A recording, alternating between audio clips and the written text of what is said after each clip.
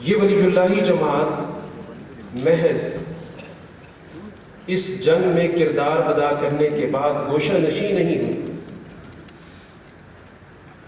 یہ محض انفرادی اصلاح کے پروگرام کی طرف نہیں گئے، بلکہ اس نے اس جدوجہد آزادی کو ایک نئے ڈھنگ سے آگے بڑھایا۔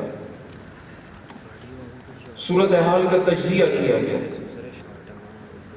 کہ اب ہمیں کس میدان میں آگے بڑھنا ہے اور کس طرح بڑھنا ہے۔ چنانچہ عوامی شعور کی بیداری کے لیے فیصلہ ہوتا ہے وہی ولی اللہ جماعت جس کی قیادت حضرت حاجی امداد اللہ مہاجر مکی فرما رہے ہیں، جس جماعت میں حضرت مولانا قاسم نانوتوی موجود ہیں، جس میں حضرت مولانا رشید احمد گنگوہی موجود ہیں، جس میں حضرت مولانا فضل الرحمان موجود ہیں۔ یہ سب جمع ہوتے ہیں اور یہ فیصلہ ہوتا ہے کہ ایک تعلیمی ادارہ قائم کیا جائے، اور یہ تعلیمی ادارہ اس طرح کا کوئی مدرسہ نہیں ہے کہ جس میں چند مضامین رٹوا دیے جائیں، چند مخصوص اعمال کے لیے ان کی تربیت کر دی جائے، بلکہ یہ تعلیمی ادارہ در حقیقت آزادی کی شعور کی بیداری کے لیے قائم کیا جائے۔ دارالعلوم دیوبند یہ وہ ادارہ ہے جو در حقیقت سوسائٹی میں جدوجہد آزادی کو علمی انداز سے، فکری انداز سے آگے بڑھانے کے لیے قائم کیا گیا۔ یہ کوئی فرقہ وارانہ ادارہ نہیں تھا۔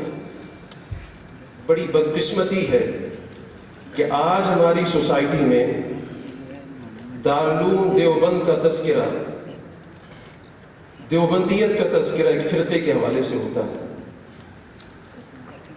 جس طرح آج کا مسلمان اسلام کا نمائندہ نہیں ہے، اسی طرح آج کا دیوبندی کہلانے والا طبقہ دارالعلوم دیوبند کی فکر کا نمائندہ نہیں ہے۔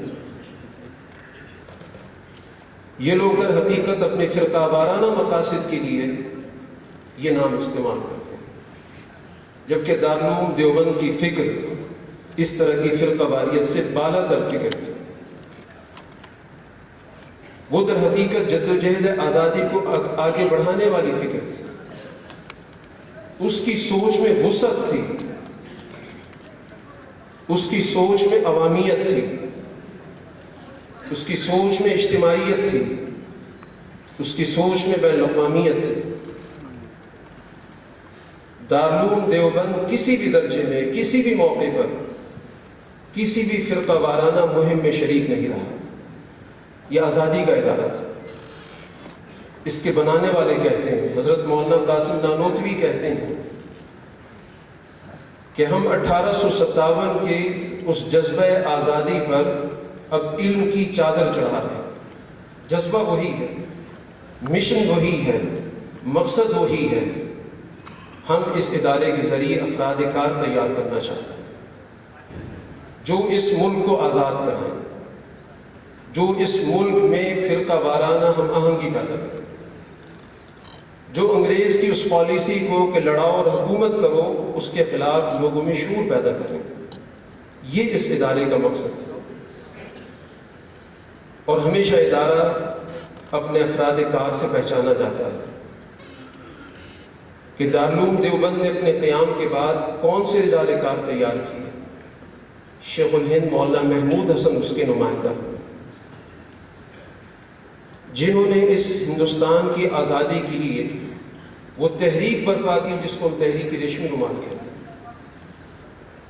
جو پورے ہندوستان کی آزادی کے لیے تھی، جو ہندوستان میں صرف مسلمانوں کی آزادی کے لیے نہیں تھی،